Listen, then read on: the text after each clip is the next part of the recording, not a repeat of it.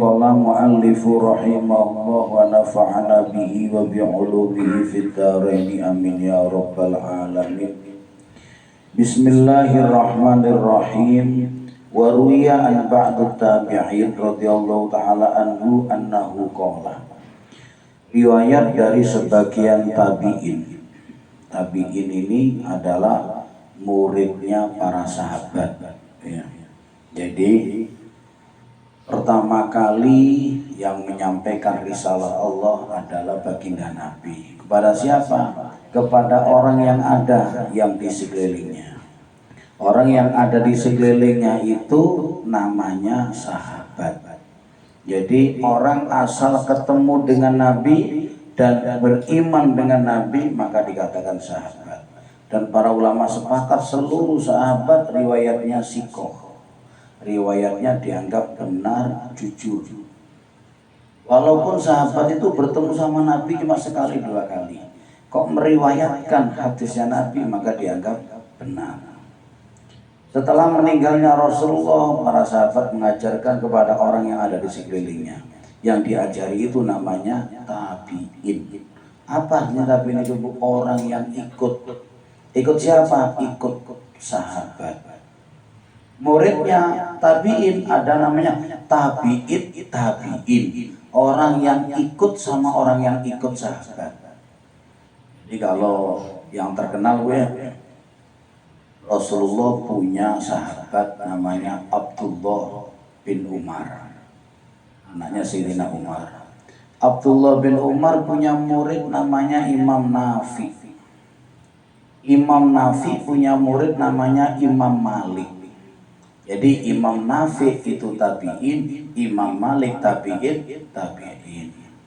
Terus muridnya Imam Malik ada yang namanya Imam Syafi'i. Berarti Imam Syafi'i tabi'in. Nah kalau ibu-ibu tabi'in tidak tahu apa jumlahnya Intinya maksudnya begini Bu. Kok ada orang yang hidup zaman sekarang kemudian menyalahkan Imam Syafi'i, tidak percaya sama Imam Malik, tidak percaya sama Imam Hanafi, tidak percaya sama Imam Hambali. Katanya langsung aja sama Al-Quran. Ngapain masih ngikut mereka? Mereka masih mungkin salah, mungkin benar. Ikut aja ke Al-Quran, pasti benarnya. Permasalahannya bukan itu ya. Permasalahan kalau Imam Syafi'i saja bisa salah, bisa benar, betul. Apalagi orang zaman sekarang. Yo makin bukan makin pasti salah gimana? Orang terkadang misalnya yang tidak setuju sama Imam Syafi'i. Ngapain kita bermadhab? Kita harus ngikut Rasulullah langsung. Ngikutnya Rasulullah di mana? Ngikutnya Rasulullah melalui hadisnya Imam Bukhari. Jadi ada namanya hadis Sahih Bukhari. Jadi tidak ikut Imam Syafi'i, tapi ikut hadisnya Imam Bukhari. Loh dia nggak tahu kalau Imam Bukhari sendiri ikut madhab Syafi'i. Nah ini Imam Bukhari aja ikut madhab Syafi'i. Lah ini ngikutnya Imam Bukhari. Jadi orang yang ngikut hadis itu tetap walaupun mengatakan itu ikut Rasulullah, tetap sejatinya ngikuti Rasulullah melalui pelantara ulama. Kalau membaca kitab Sahih Bukhari berarti melalui Imam Bukhari. Berarti mengikuti Nabi melalui tulisannya Imam Bukhari. Ngikuti Nabi melalui tulisannya Imam Muslim. Nah Imam Bukhari, Imam Muslim tidak punya kitab fikih. Nerangkan kitab masalah tata caranya beribadah nggak punya. Yang ada cuma kitab hadis. Lah kita ngikuti fikih itu kita sebenarnya ngikuti baginda Nabi melalui Imam Syafi'i. Jadi kita nggak usah repot-repot mengeluarkan hukum ngikutlah Imam Syafi'i. Loh karena Imam Syafi'i kita juga nggak kenal, zaman kita jauh, yang ngikutin orang yang ikut Imam Syafi'i. Siapa?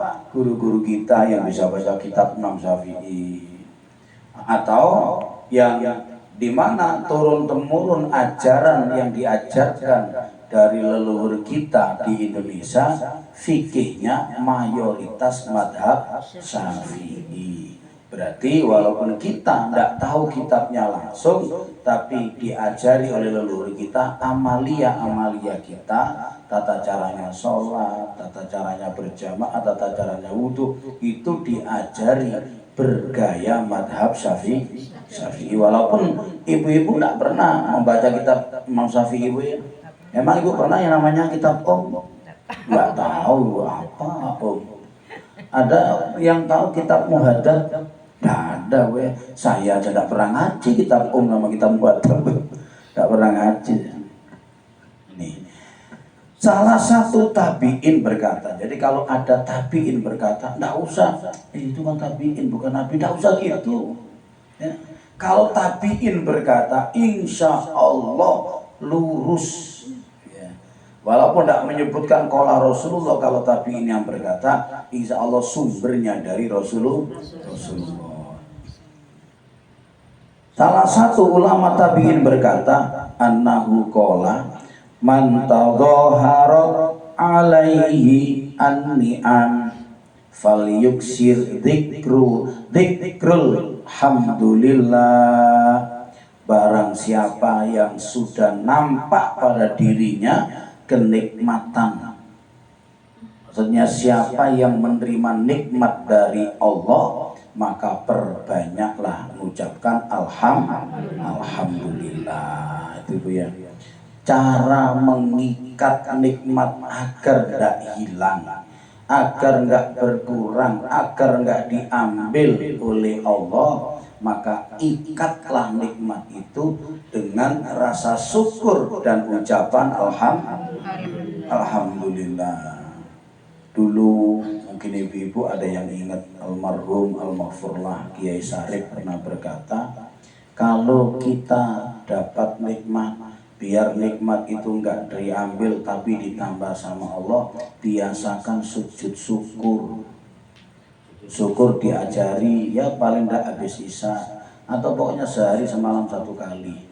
Sujud langsung sujud gini Bu, langsung nawaitu sajadah syukri lillahi ta'ala, Allahu Akbar, langsung sujud ya. Menghadap kiblat dan sujudnya. Terus kemudian membaca kalimat alhamdulillah. Tapi baca tasbih dulu ya, karena sujud subhanallah alhamdulillah wala ilaha illallah Allahu akbar. Kemudian baca alhamdulillah. Berapa kali? 12 kali. 11 kali. Ini saya yang lupa. 11 kali. Alhamdulillahnya 11 kali. Terus setiap kalimat alhamdulillah, ya setiap kalimat alhamdulillah mengingat kenikmatan Allah. Mana seharian itu alhamdulillah, ingat tadi jualan saya jualannya lancar, alhamdulillah. Tadi saya jalan selamat, alhamdulillah. Saya tadi jualan kolor lancar misalnya, Bu siapa? Ileha ya. Alhamdulillah. Itu insya Allah Bu, alhamdulillah. Alhamdulillah jangan 11 kali. Alhamdulillah. Ya itu kan kalau 30 kali Bu. Ya kalau sujud syukur ya Alhamdulillah sambil niatnya kenikmatan dari Allah. Insya Allah nikmat yang kita terima itu Bu gak akan diambil. Kalau toh mau diambil oleh Allah, diganti yang lebih baik dan lebih besar. Itu bicaranya. Alhamdulillah. Ya kalau nggak bisa seperti itu, paling tidak setiap kita nerima nikmat alhamdulillah. Mau makan bismillahirrahmanirrahim. Sudah makan alhamdulillah. Syukur-syukur ditambahi alhamdulillah di at'amana wa saqana wa ja'alana muslimin. Kenapa? Khawatir Ibu-ibu baca alhamdulillah, cucunya dengar nenek dak gitu. Habis makan itu alhamdulillah di amanah, bukan alhamdulillah aja, tuh malu. Anak cucunya hafal. Ya baca alhamdulillah. Waman kasurat humumuhu fa'alaihi bil istighfar. Barang siapa yang banyak susahnya, banyak masalahnya, ruwet hidupnya.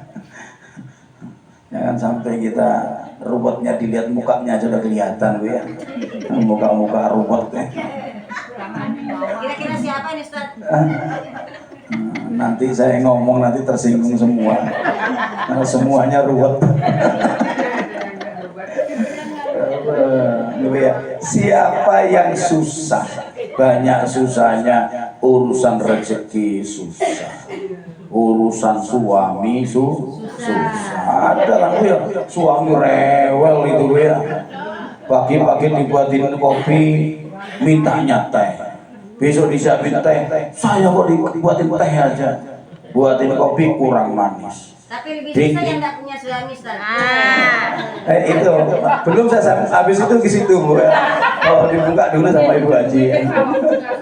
Bu ya. Jangan mananya? Nggak ada yang ngomongin.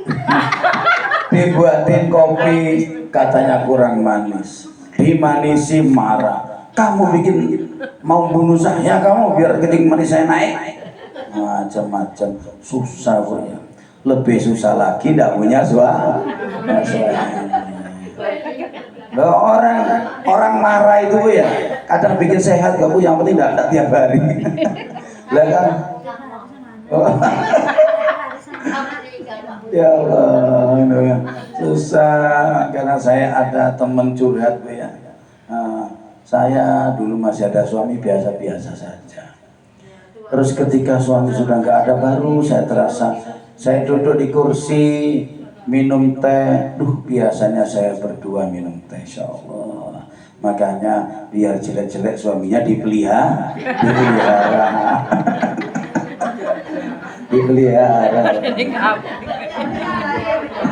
Karena apa? Karena suami itu penting, Bu ya. Kadang tempat yang benar itu disyukurin. Nah, disyukurin aja, Bu ya. Kenapa? Ya suami itu ya memang kadang-kala dibutuhkan, ya. Kadang-kala nyebelin, tidak apa-apa. Siapa yang susah masalah fa'alaihi bil istighfar, maka perbanyaklah kamu baca istighfar. Ya. Dulu di zamannya Nabi Nuh alaihissalam pernah dikasih musibah 40 tahun tidak ada orang melahirkan, nggak ada orang hamil. Terus selama 8 tahun tidak pernah hujan, sengsara orang hidupnya. Bayangkan, Bu ya, tinggal di daerah Timur Tengah nggak ada hujan, sering hujan aja tanahnya sudah kering, Bu ya.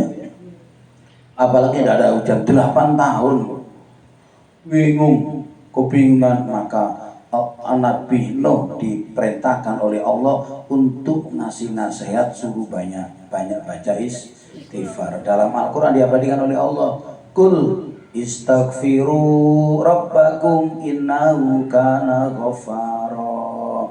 Katakan Nuh kepada mereka, istaghfiru, mintalah ampunan kepada Allah. Kamu istaghfiru rabbakum, mintalah ampunan kepada Tuhan kalian. Sesungguhnya Tuhan kalian Dat yang Maha Pengampun. Habis itu kalau sudah minta ampunan, yursilis sama alaikum midrara, maka Allah akan turunkan kepadamu hujan yang lebat.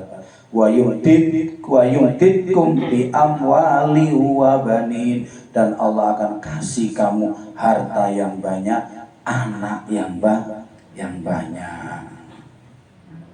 Istighfar, biar makanya ini termasuk obatnya orang tidak punya anak, obatnya istighfar. Astagfirullahaladzim. Jadi ini dalilnya orang yang rajin baca istighfar, insya Allah dia akan diberikan murah rezeki dan diberikan kesejahteraan. Dan ini dalil ini juga menjadi dalil orang kalau tidak mampu beli tanah, Oh, tanah apa? Lanjutannya. Wa yumtitkum bi amwali wa banin wa yaj'al lakum jannati wa yaj'al lakum anhara, dan Allah akan berikan kepada kalian jannatin, kebun-kebun yang buahnya lebat. Kalau kebun aja sudah punya banyak, tentu kebunnya bisa dibangun rumah. Diberikan kebun yang buahnya lebat dan sungai-sungai yang mengalir. Ini istighfar luar biasa. Maka pernah ada tamu yang sowan sama Syekhona Khalil Bangkalan. 3 orang tamu datang. Kiai, kenapa? Minta amalan Kiai. Kenapa? Saya ini hutang tidak lunas-lunas Kiai. Ya, perbanyak kamu baca istighfar. Terus kamu Mak gimana? Kiai, saya ini nikah sudah lama. Saya tidak bisa punya anak. Ya, perbanyak baca istighfar. Terus sampean, saya Kiai di kampung saya ini udah lama tidak pernah ada hujan, sehingga sampai rumput-rumput pada mati, pertanian-pertanian kami rusak, sehingga jangankan kami nanam, pakai nyari makanan sapi aja kebingungan Kiai. Minta gimana agar Allah ngasih hujan? Perbanyak baca istighfar. Orang santri 3 ini bingung, orang 3 ini tamu ini. Kok bisa masalahnya beda, jawabannya satu. Akhirnya santri yang tanya, kenapa Kiai tadi engkau kok jawabnya cuma istighfar, padahal 3 jawaban yang berbeda tapi engkau jawabnya satu, istighfar. Kemudian Syekhona Khalil membaca ayat ini, kul istaghfiru rabbakum innahu kana ghafara. Dan ini Bu, Al-Quran.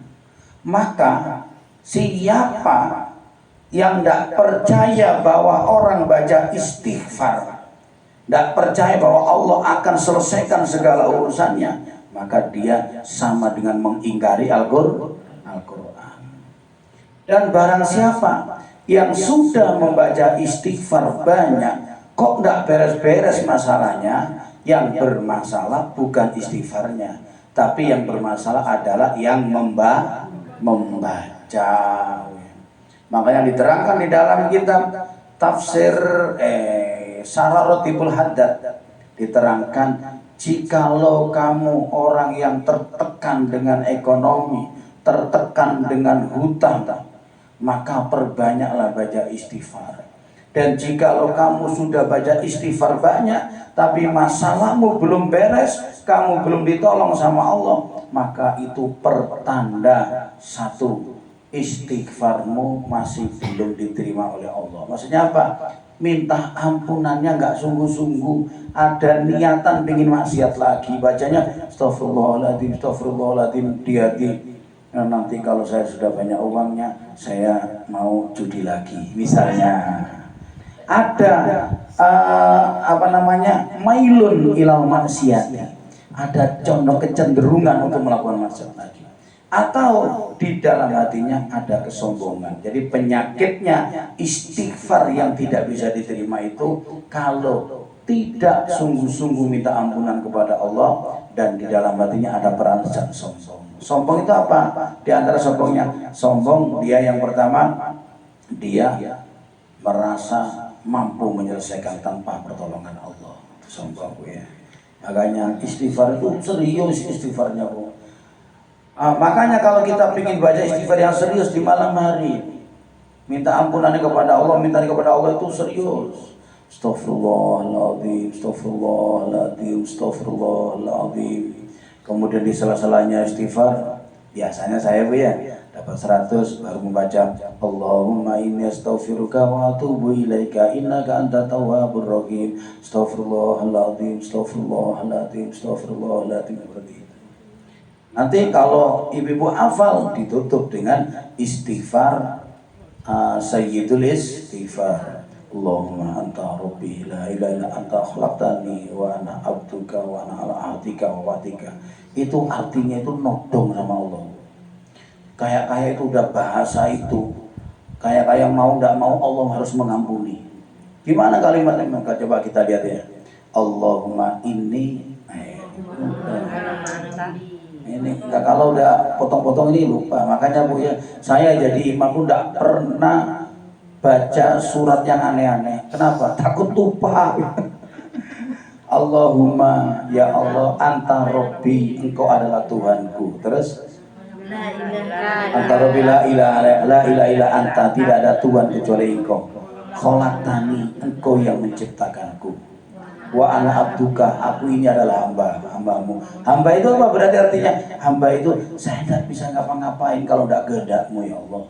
Termasuk saya tidak bisa maksiat kalau enggak engkau yang izinkan. Itu isinya. Terus apa lagi? Wa ana abduka wa ana ala hadika, aku berada di dalam perjanjian. Maksudnya apa? Aku tidak bisa melakukan apa-apa kecuali apa yang telah kau takdirkan loh, Bu ya. Gimana? Saya maksiat juga, ya memang engkau takdirkan gitu ya Allah. Gitu. Terus Wawadika, janjimu. Terus Mas Toto tuh apa-apa yang Mas Toto tuh yang aku tidak mampu. Terus A'udzubika min syarri ma sana'tu, ya Allah aku minta perlindungan ya Allah dari kejelekan perbuatanku. Abu ulaka binikmatika, aku akui atas nikmatmu yang telah kau berikan kepadaku. Wa abu bidambi, dan aku mengakui atas dosa-dosaku ya Allah. Faghfirli, ampuni dosaku ya Allah. Fa innahu la yaghfiru dzunuba illa anta, tidak ada yang bisa mengampuni dosa kecuali engkau. Nah ini rayuannya lalu bagus sekali rayuannya. Makanya kata Rasulullah, siapa yang membaca Sayyidul Istighfar pada hari itu dan hari itu mati, dia ahlul jannah. Kalau dibaca tiap hari, insya Allah jaminan surga. Ayo dibaca Bu ya, bareng-bareng. Di kapan aja Bu baca, biar nanti masuk surga bareng-bareng. Ya.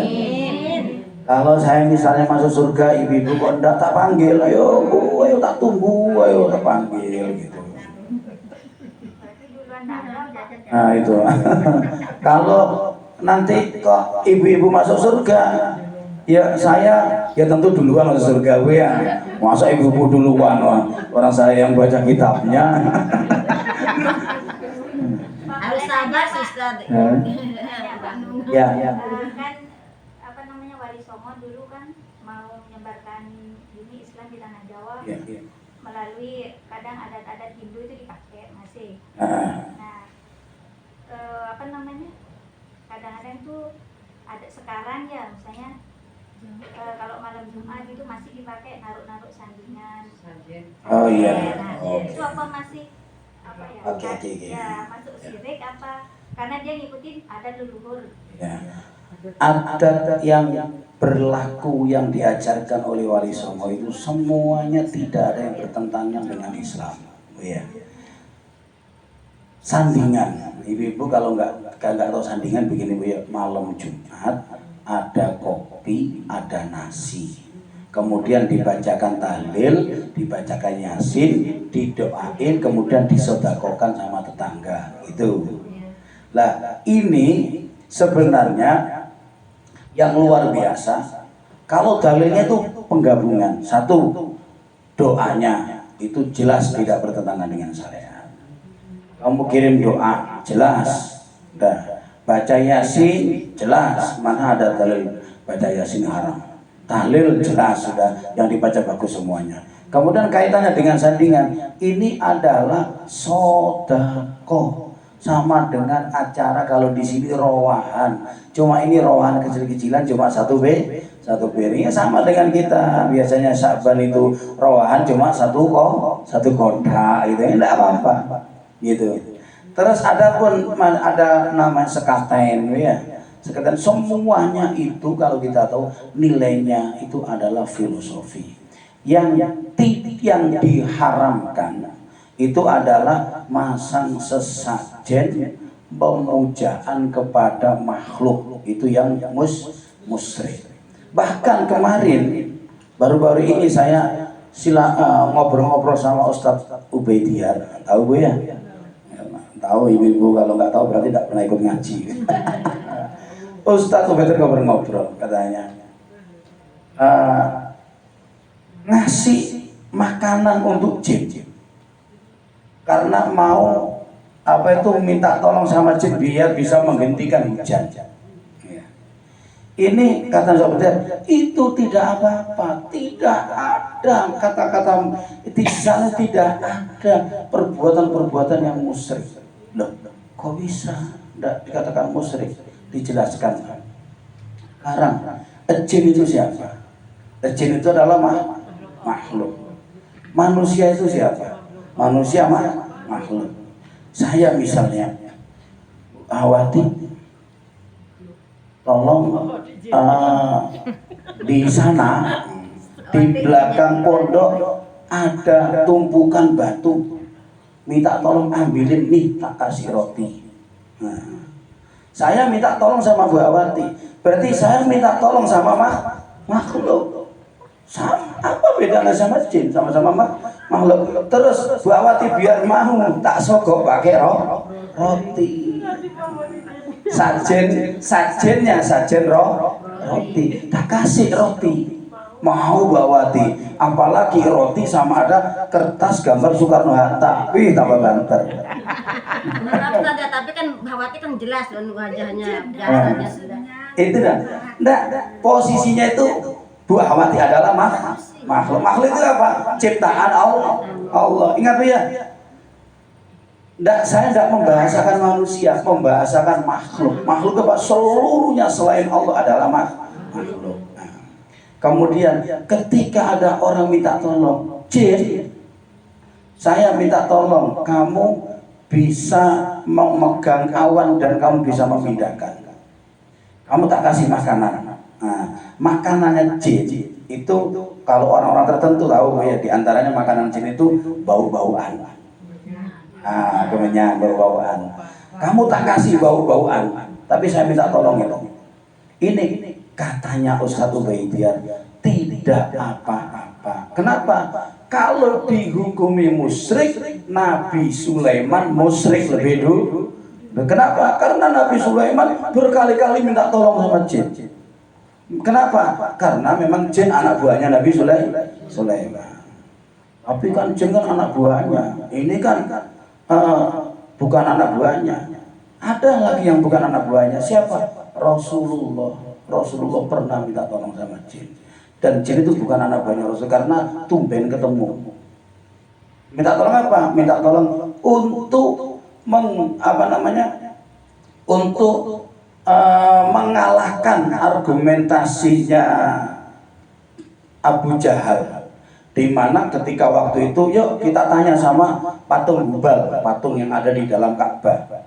Akhirnya Abu Jahal itu motong beberapa hewan untuk pemujaan kepada Hubal. Kemudian Rasulullah ada di sampingnya. Saat itu setan masuk ke Hubal, jin masuk di sana. Kemudian kata Abu Jahal, wahai Hubal, disaksikan orang banyak, wahai Hubal, sekarang saya bertanya kepadamu, Muhammad ini siapa? Nabi beneran apa pembohong? Tiba-tiba patung yang ngomong, Muhammad itu pembohong, Muhammad itu tukang sihir, jangan percaya kamu. Rasulullah heran, kok iso? Loh kok bisa patung bisa ngomong? Rasul ini heran. Pulang Rasul itu bingung. Bingung, kok bisa? Di tengah jalan ketemu jin lagi nongkrong di pinggir jalan. Ya Rasulullah, ya Muhammad, kamu bangsa jin, kok kenal sama saya? Kok tumben-tumbennya ada jin panggil Rasulullah? Ya Rasul, saya ini jin, saya sudah beriman kepada Allah di hadapannya Nabi Musa alaihissalam. Itu di zaman Nabi Musa. Terus saya pernah ngaji sama Nabi Musa menyampaikan bahwa Nabi akhir zaman adalah Nabi yang akan lahir di kota Mekah, tinggal di kota Mekah. Dan saya tunggu di sini, saya ini baru ketemu sama engkau dan saya tahu kejadian yang ada di Masjidil Haram. Ya Rasul, saya ingin bersahadat kepadamu, bersahadat sama Rasulullah. Kemudian ya Rasul, kalau engkau mau izinkanlah aku mau membantumu untuk mengalahkan argumentasinya Abu Jahal. Akhirnya ya, kalau kamu mau bantu saya, besok saya mau pertemuan lagi sama Abu Jahal. Akhirnya besok bertemu lagi. Ternyata saat itu jinnya perang. Jin kafir yang mau masuk ke patung itu kalah sama jin namanya Soleh, namanya Bu ya jinnya. Kemudian jin Soleh ini masuk ke patung itu kemudian ngomong, wahai orang-orang Quraisy, kalian harus percaya bahwa Muhammad adalah betul-betul seorang nabi dan betul-betul seorang rasul. Abu Jahal marah, patungnya ditendangnya. Nah gimana? Nah itu berarti apa? Rasulullah minta tolong sama jin. Nah, tetapi walaupun saya terangkan gini, ibu-ibu jangan pernah minta tolong sama jin. Ya. Kenapa? Ibu-ibu nggak tahu jin. Ini jin bener apa? Kadang jin itu tukang ngapusi, ya. Apa ngapusin? Tukang bohong, tukang fitnah jin. Dan kita nggak tahu mana jin yang bener sama jin yang nggak benar. Nggak usah deket-deket sama jin. Nggak usah sok ngusir jin, ya. Nggak usah sok ngusir jin. Ngapain jin diusir? Kenapa? Karena memang bumi ini dicipta oleh Allah untuk diserahkan kepada dua makhluk, jin dan manusia. Dulu zamannya Nabi Adam itu sering bertengkar antara manusia sama jin. Sering bertengkar. Kenapa? Jin hidup kelihatan sama-sama. Alam dunia ini ditempati dua makhluk, jin sama manusia. Kemudian Nabi Sislah berdoa kepada Allah minta dipisahkan antara jin sama manusia, maka dipisahkanlah alam ini. Jin punya alam tersendiri, manusia punya alam tersendiri. Cuma sewaktu-waktu ada bangsa manusia bisa masuk ke alam jin, bisa melihat jin. Sewaktu-waktu pula ada bangsa jin bisa masuk ke alam manusia dan bisa komunikasi dengan manusia. Tuh ya. Tapi ibu-ibu jangan deket-deket sama jin, ya. Kenapa? Ya ibu-ibu nggak bisa, orang jinnya aja tak kelihatan, ya. Kalau saya enakan deket-deket sama istri. Sama jin takut ya. Sandingan boleh, tapi ingat sandingannya disodakokan. Karena ada sebagian di masyarakat. Nah itulah ada sebagian di masyarakat itu sandingan sudah ada nasi, ada kopi, dibacain doa, kemudian nggak disodakokan. Terus ada lagi ini, mohon maaf ya, orang tua ini ngomongnya jangan dimakan dulu, yang mati belum nyicipin. Nah ini yang salah ini ya, ini yang dibetulin ini. Besok kalau bersandingan Mbak Lia bawa teman saya aja. Masih enggak kan ini di Jawa ya. Nah, di Jawa. Kasih tahu orang tua itu kan kadang harus dimakan, ya, harus disodakokan. Orang dulu hidupnya senang pakai sayur lodeh, masain lodeh aja biar senang malam Jumat. Nah, itu yang enggak boleh Bu ya. Kalau merasa ngasih makan sama yang, tapi kalau dulu kakek saya senang sama senang sama gulai, sekarang tak masain gulai, tak sodakokan biar dapat pahala sodako gulai. Karena apa? Sodako pahala yang paling besar adalah sodako yang disenangi. Dia senang gulai, tak sodakokan gulai, itu nggak apa-apa, ya nggak apa-apa. Kadang apa? Orang tua-tua kita itu salah tapi tidak salah, ya. Nggak salah tapi tidak salah. Sebenarnya benar, cuma caranya saja yang salah. Makanya harus diluruskan gitu ya. Kadang aja loh. Nah itu dah. Kamu ini baru lahir ya banyak ngomong. Kamu nggak ngerti sama orang tua. Angel Luis. Angel Luis. Waman alika alaihi al-fakru. Nah ini loh. Barang siapa yang hidupnya tertekan dengan kemiskinan, nah ini termasuk ilmu nuyul yang seperti ini Bu ya, nuyul yang diperbolehkan. Barang siapa yang ditekan hidupnya dengan kefakiran, fal yuksir, maka perbanyaklah baca la haula wala quwata illa billahil aliyil azim. Ibu ya, baca la haula wala quwata illa billahil azim. Berapa Ya tergantung ibu-ibu. Kalau ngebet sekali ingin cepat dikabul, ya banyak. Masa ngebet hajatnya besar, baca la haula 3 kali. Ya nggak sumbut. Ya kalau ibu-ibu butuh uang 1.500 ya la haulanya 3 kali aja tidak apa-apa. Orang minimalis. Permohonannya besar, permintaannya besar. Masa proposalnya cuma 3 kali? Kata guru saya, guru saya, kalau kepepet sekali pingin, sekali kepingin dan dikabulkan sama Allah, membaca sedikit cuma 5.000 kali. Kalau kepepet, maksudnya la haulanya dibaca 5.000 kali, jangan la haula wala quwwata illa billah 5.000 kali, ya enggak gitu. Dibaca 5.000 kali sekali duduk. Ya. Ini amalan yang cespleng. Kata Rasulullah, barang siapa yang membaca la haula wala quwwata illa billah setiap habis salat subuh, maka dia tidak akan fakir selama-lamanya selama dia tetap membaca. Nah, ya, selama tetap membaca. La haula. Saya ini Bu ya, cerita pengalaman. Saya dulu itu pernah diajari ilmu. Kalau telur mentah, tak bacain doa. Itu subhanahu wa ta'ala, dibaca gitu aja, subhanahu wa ta'ala. Telur ini nggak bisa dipecah, biar dipencet pakai kaki nggak bisa. Terus saya ceritanya itu, saya cerita teman saya nggak percaya, coba saya bikin membuktikan kan. Akhirnya ayo beli telur, dibungkus plastik takut pecah.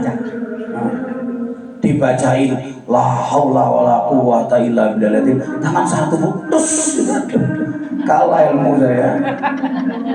Terus saya tanya ini apa yang membaca la haula, terus apa sama rutin tiap hari saya tidak pernah kurang dari 100 kali.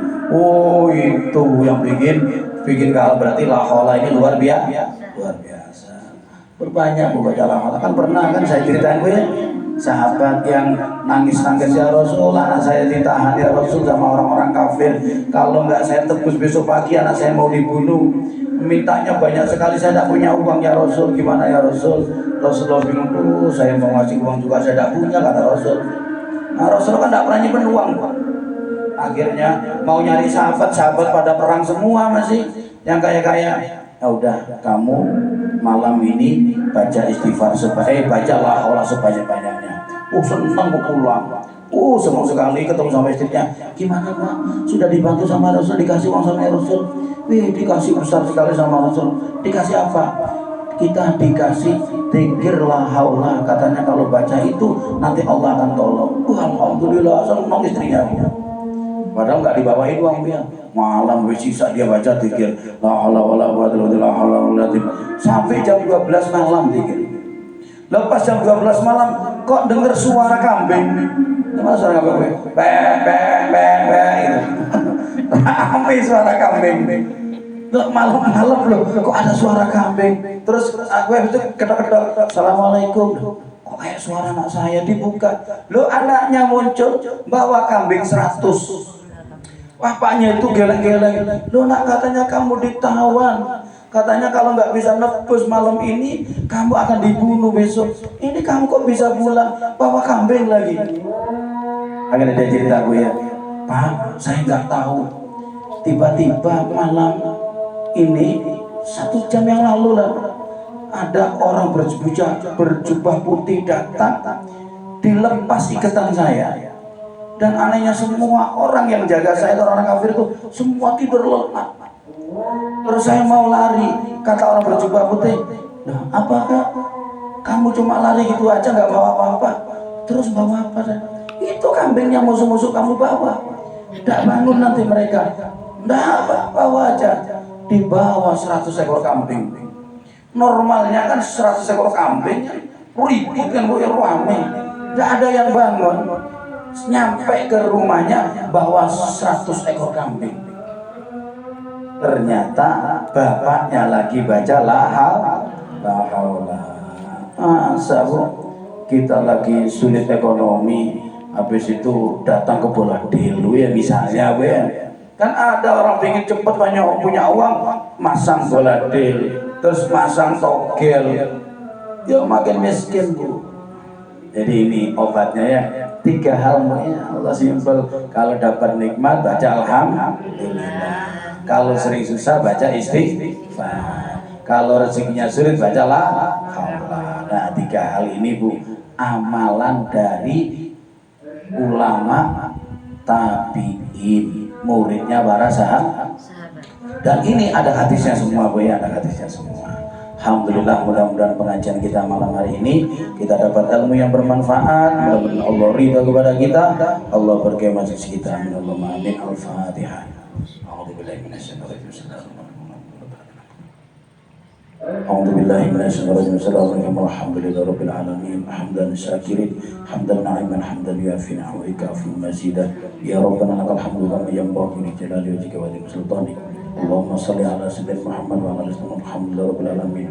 Allahumma yassir lana umurana wa dunya wal akhirah. Yassir lana umurana wa dunya wal akhirah. Allahumma qi hajatana hajat dunya wal akhirah. Bi rahmatika ya arhamar rahimin. Sallallahu alaihi Muhammad wa ala alihi alhamdulillahi rabbil alamin. Al-Fatihah. A'udzu billahi minasyaitonir rajim.